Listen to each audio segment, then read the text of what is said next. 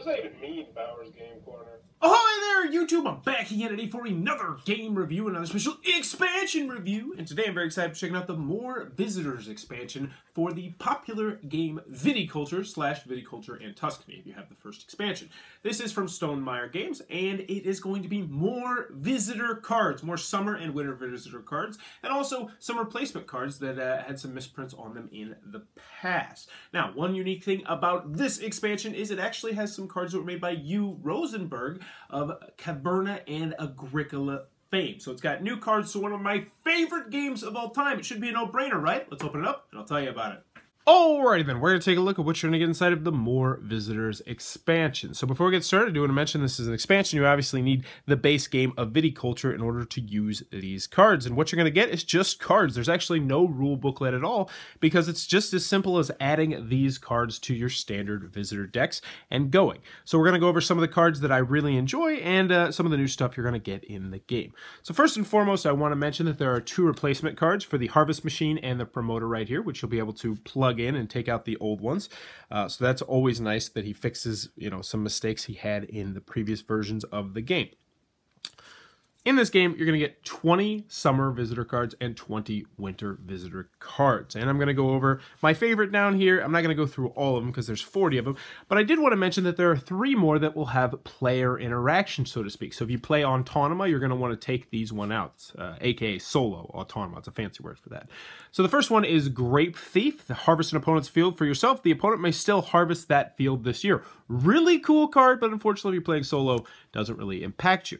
Next, you have the Fusel Maker. Each player may gain 2 on their crush pad. If at least one opponent does this, gain 2 victory points. So you might be looking around and playing this at a particular time when someone's really hurting for grapes, because this might be a really helpful thing for them, but for you, boom, 2 victory points.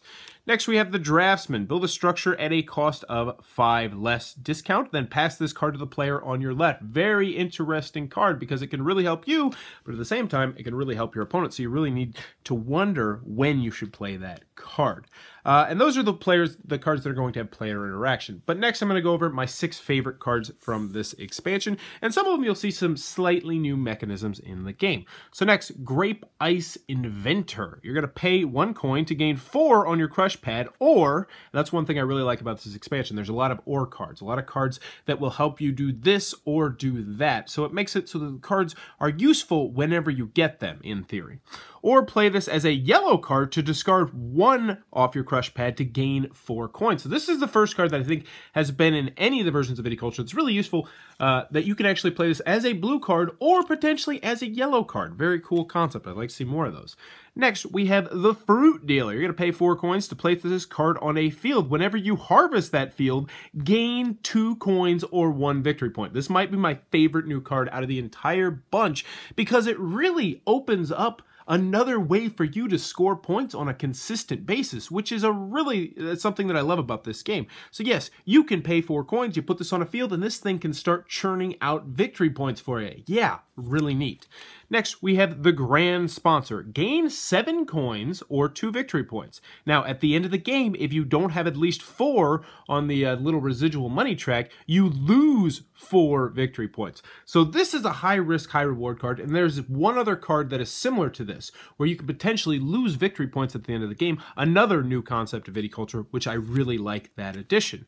Next, we have the Grape Juice Drinker. You're going to gain X amount of money, where X is your current wake-up position, or, and this is a completely different thing, discard 2 off your crush pad to gain 3 victory points. So this is a great one. If you're going late in the round, let's just say you want that extra worker, you play this card, bada boom, you're looking at a whole bunch of money. Or you can just get it for straight victory points. I love the versatility of some of these new cards.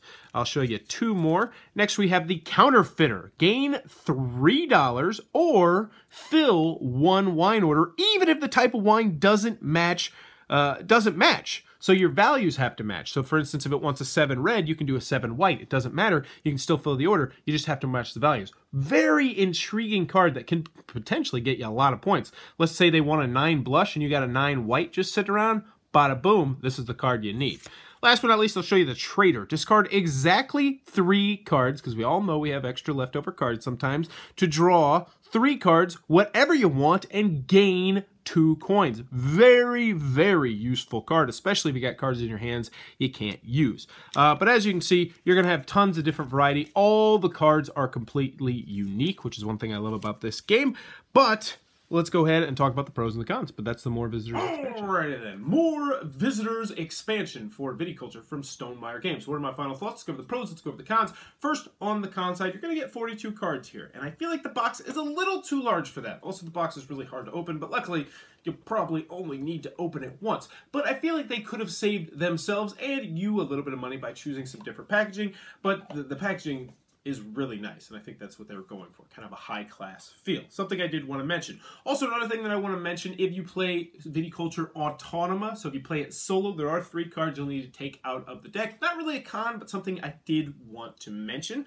Also, if you didn't like Viticulture before or Tuscany before, this is not going to change your mind. These new cards are not going to sway you to coming over to the game, because the common complaint a lot of people have with Viticulture is that the visitor cards are just too darn powerful in some situations, and these ones keep up that trend. There's some cards here that if you're able to play them at the right time, and especially if you're able to play 2 cards at the same time, they can be a huge swing in your favor. So that is something that I did want to mention.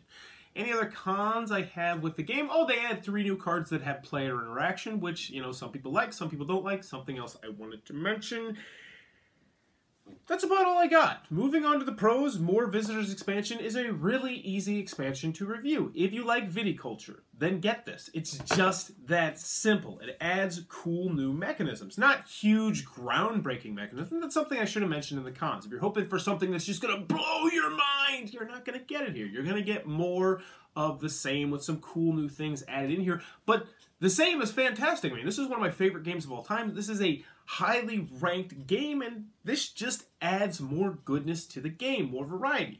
Now, one thing I really like about this expansion, and in Viticulture in general, is that it's a game that has numerous different paths to victory. Do you want to give tours and just plant stuff to get victory points? You can do that. Do you want to sell things to get victory points? You can do that. Do you want to make wine to get victory points? Kind of a crazy concept, but you can do that. This game has lots of different paths to victory, and these cards help extend that idea. There's more ways to gain points, more cards that are going to help you be able to play the way you want to play, which is really what I like the best about this expansion. There's cards in here that if you're going for some oddball expansion where you're just giving tours or if you're just trying to get money or something like that, build things, these will help you do this. These will help you enable that, and I like that an awful lot. So overall, very simple. Moor Visitors expansion. If you like Viticulture, this is a no-brainer. If you don't like Viticulture, this one's not going to change your mind, but I am a big fan of this one. Large box, great expansion cards. If you enjoyed this review, please be sure to click on the subscribe button down below in the comments below. Let me know, wineries, have you ever been to one? I went to one with my ex-girlfriend, and it was surprisingly fantastic. I'm not much of a wine drinker. I mean, I drink, period. I love drinking. So if someone brings wine, I will drink it. But I've never thought of going to a winery. She took me to one, and it was great. There were free samples. We got to see how everything was made. Really cool. Highly recommend checking one out if you have not. But wineries, tell me any that are by you that are awesome if you do like them in the comments below. And as always, thanks for your time, YouTube.